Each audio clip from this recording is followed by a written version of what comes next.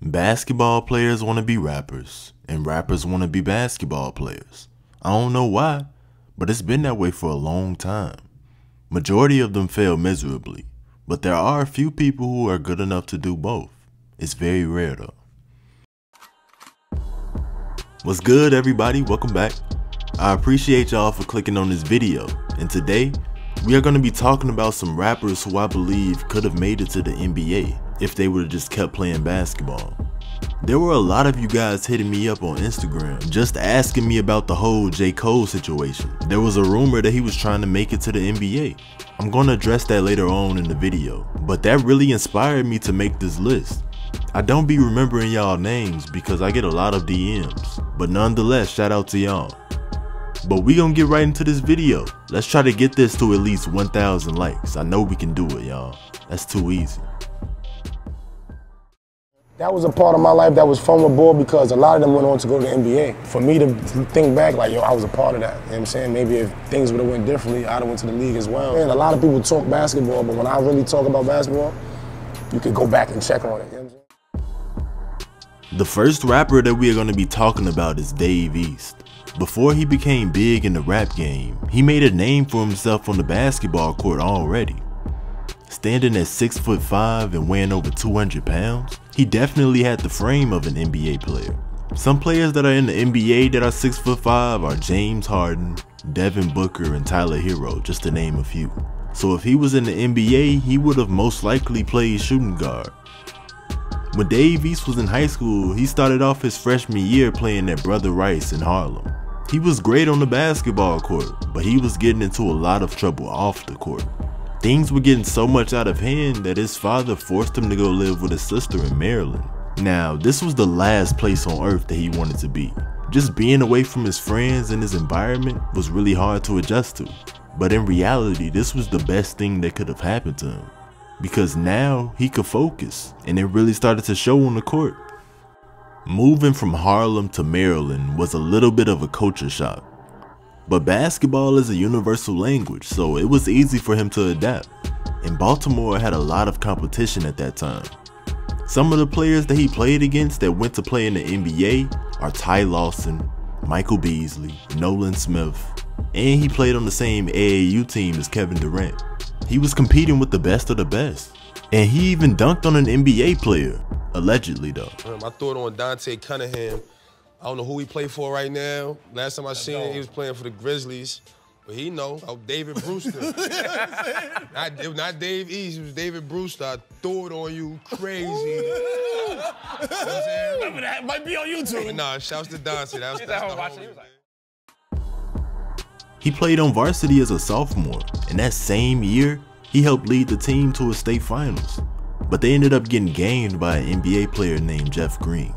After getting that close to achieving something that big, he wanted to get that opportunity again, so he just became dedicated, and his hard work was paying off.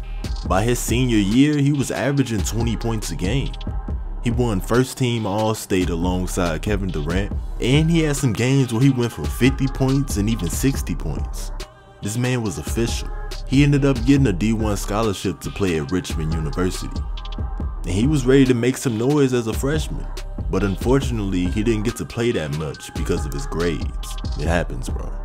He ended up transferring to play at Towson University all the way to his junior year, and it was basically the same thing. He had the ability to be one of the star players on the team, but his grades made him miss a lot of games. And these are the type of things NBA scouts look at. You don't have to like going to school necessarily, but it shows that you have discipline. Because if you can maintain a 2.0 GPA, then maybe you can come to work on time. And he said in an interview that he used to butt heads with his coaches a lot. He was just a young, hot-headed player. After his junior year, he ended up getting into some trouble off the court, and it cost him a year in jail. And just like that, his basketball dreams was over. The second rapper that I believe could have made it to the NBA is chainz.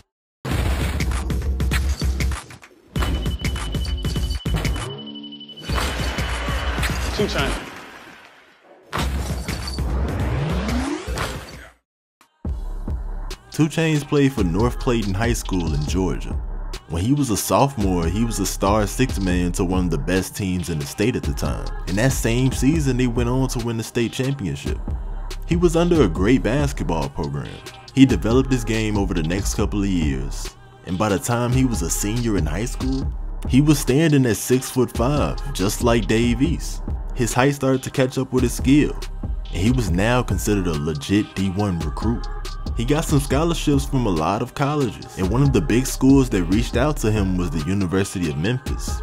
NBA All-Star Penny Hardaway had just declared for the draft, and they were looking to replace Penny Hardaway with 2 Chainz. That's crazy. And they were so close to making it happen, but Memphis ended up not offering him. They felt that he had all the necessary skills to come and play for them, but the problem was his weight. They just felt that he was too skinny. That's literally the only reason. He had to get in the weight room.